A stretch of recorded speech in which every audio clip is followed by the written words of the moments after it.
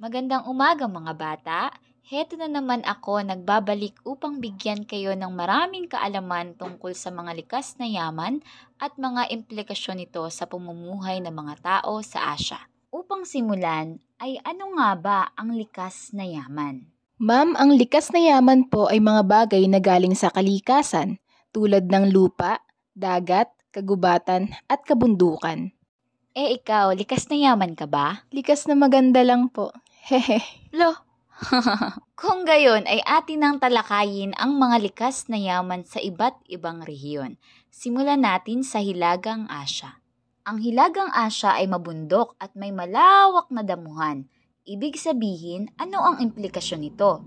Mainam ang mga pangkabuhayan na pagpapastol o pag-aalaga ng mga hayop kagaya ng baka at tupa na pinagkukunan ng gatas at karne. Sa sobrang lamig sa Hilagang Asya, halos walang nabubuhay na puno. At dahil nga mayaman sa kabundukan ang Hilagang Asya, malaking industriya sa rehiyong ito ang pagmimina at tinatayang pinakamalaking deposito ng ginto sa mundo ang Kyrgyzstan at Uzbekistan na parte ng Hilagang Asya. Ngayon ay dumako naman tayo sa Kanlurang Asya. Ang karaniwang lupa sa Kanlurang Asya ay mabuhangin at mabato. Maging ang pagkatuyo ng mga ilog at lawa ay madalas sa rehiyong ito. Ngunit ang rehiyon ng Kanlurang Asya ay sagana sa yamang mineral, partikular na sa langis at petrolyo. Kaya naman, ang Kanlurang Asya, partikular na ang Saudi Arabia, ay tinaguri ang pinakamalaking tagapagluwas o pinagkukunan ng petrolyo sa buong mundo. At dahil nga sa katangian ng lupa dito na mabuhangin at mabato, paghahayupan ang pangunahing pinagkakabuhayan ng mga tao, lalo na sa Iran, Iraq, Syria, Saudi Arabia at Turkey. At yan ang likas na yaman sa Hilaga at Kanlurang Asya. O sige nga, kung talagang may natutunan kayo, magtatanong ako. Hala! Pag ang isang lugar ay may matinding lamig na klima kagaya sa Hilagang Asya, maaari bang mabuhay ang mga puno dito? O sige nga Kisha, dahil sabi mo na ikaw ay likas na maganda, alam ko na masasagot mo rin ito ng maayos. Ma'am, maaari pong mabuhay ang puno sa Hilagang Asya kahit na malamig dito, ngunit hindi po ganun karami kagaya ng mga puno sa ibang rehiyon na may klimang katamtaman na init at lamig, sapagkat ang puno po ay nangangailangan ng init na magsisilbing resistensya nito. Kung gayon po, ang parte ng Hilagang Asya ay hindi maaaring pagkunan ng mga likas na punong kahoy. Aba, likas na maganda ang iyong sagot, Kisha. Kung gayon ay magtungo naman tayo sa Kanlurang Asya. Sinasabing ang Kanlurang Asya ay mabuhangin at mabato. Ano naman ang karaniwang pinagkakabuhayan ng mga tao batay sa likas na yaman mayroon dito? Ma'am, ako po! O sige, Majoy. Dahil nga po ang Kanlurang Asya ay mabuhangin at mabato, ang karaniwang pinagkakabuhayan po ng mga tao dito ay paghahayupan o pag-aalaga ng mga hayop kagaya na lamang ng tupa. At isa pa, dahil sagana sa yamang mineral ang Kanlurang Asya, partikular na sa langis at petrolyo, nagkakaroon ito ng implikasyon sa ekonomiya kung saan tinagurian sila na pinakamalaking tagapagluwas o pinagkukunan ng petrolyo sa buong mundo na nag-aambag sa kanilang pag-unlad. Aba, magaling mga bata! Kung gayon na naintindihan nyo na ang uri ng likas na yaman at implikasyon nito sa pamumuhay ng tao, ay lubos pa nating pagyabungin ang ating kaalaman sa mga susunod na rehiyon. Ngayon ay pumunta naman tayo sa rehiyon ng Timog Asya. Ang rehiyong ito ay may bahaging kabundukan, malawak na kapatagan at lambak ilog. Pagsasaka ang pangunahing kinabubuhay ng mga tao sa rehiyong ito, at palay ang karaniwang pananim.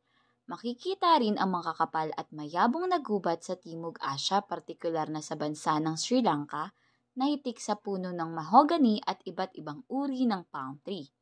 At sa gitna ng bansang ito, lalo na sa matataas na lugar, ay makikita ang mga kagubatang evergreen. Ang Timog Asya ay mayaman rin sa yamang mineral na apog, bakal, karbon, natural gas, langis, tanso at asin. Ngayon ay dumako naman tayo sa rehiyon ng Silangang Asya. Ang Silangang Asya ay binubuo ng malalawak at matatabang kapatagan, mga lambak, kabundukan at konting disyerto kagaya ng Gobi Desert na matatagpuan sa China. Ang yamang lupa ng Silangang Asya ay matatagpuan sa iba't ibang anyo nito. Ang ilang bahagi ng Silangang Asya ay nakatuon din sa pagtatanim at paghahayupan.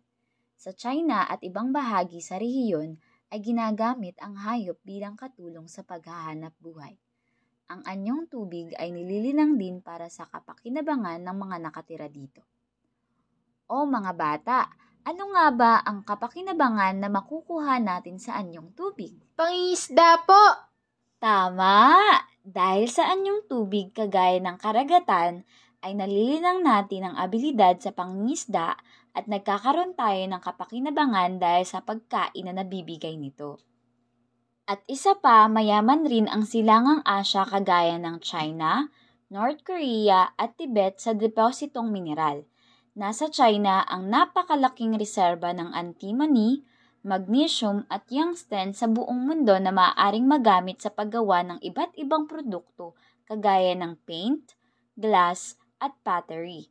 Samantalang ang Japan na parte rin ng Silangang Asya ay nangunguna rin sa industrialisasyon, ngunit salat sa yamang mineral. Gayunpaman, nagtatanim sila ng mulberry na pagkain ng silkworm kaya nangunguna ang Japan sa industriya ng tela. At yan ang likas na yaman ng Silangang Asya. Ang pinakahuling parte ay ang Timog Silangang Asya. Saan nga ba nabibilang na bahagi ang Pilipinas, mga bata? Sa Timog Silangang Asya po. So bilang naninirahan sa Timog Silangang Asya, ano ba ang mga likas na yaman na karaniwan niyong nakikita? Ma'am, sa Pilipinas po maraming palayan. Ibig sabihin po ay mayaman ang Pilipinas sa mga anyong lupa. Karaniwan ko rin pong nakikita at napapansin na mayaman tayo sa likas na yamang tubig kagaya ng karagatan at mga ilog. Very good! Ibig sabihin ang Timog Silangang Asya ay binubuo ng malalawak na kapatagan o anyong lupa at mga lambak ilog. Nagtataasan rin ang mga talampas at mahaba o malalawak na parte ng kagubatan. Naliligiran rin ang rehiyon ng iba't ibang anyo ng tubig kagaya ng karagatan na partikular na makikita sa Pilipinas, sapagkat ang ating bansa ay napapaligiran ng anyong tubig maging sa hilaga, kanluran, silangan at timog nito. Matatagpuan rin sa mga lambak ng Irrawaddy River at Sitang River ang pinakamatatabang lupa sa Myanmar, Ilog Cagayan naman sa Pilipinas at Mekong River naman sa Cambodia na may malawak na taniman kaya't kinilala ang rehiyon bilang pangunahing taniman ng palay sa daigdig.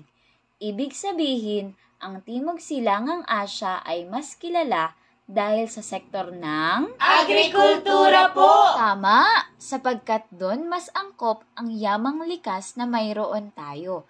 At yan ang implikasyon ng likas na yaman sa pamumuhay ng mga Asyano.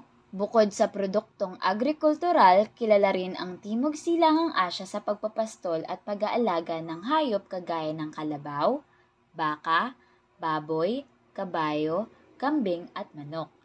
At sa kagubatan ng Myanmar naman matatagpuan ang mga puno ng rubber na ginagamit ng mga tao rito sa paggawa ng mga produkto kagaya ng gulong at bola. Gayun din sa paggawa ng mga medical gloves, lobo at iba pang produkto na maaaring ibenta sa ibang bansa. Samantalang ang Pilipinas naman ay mayaman sa puno ng mangga po, ma'am! Oo anak, maraming mangga sa Pilipinas.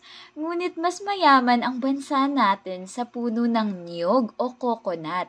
Kaya tayong mga Pilipino ay isa sa mga nangungunang bansa na pinagkukunan ng langis ng niyog at kopra. Ngayon na alam na natin ang iba't ibang uri ng likas na yaman meron ng iba't ibang rehiyon, diyan natatapos ang ating lesson sa araw na ito. Nawa ay marami kayong natutunan. Maraming salamat mga bata!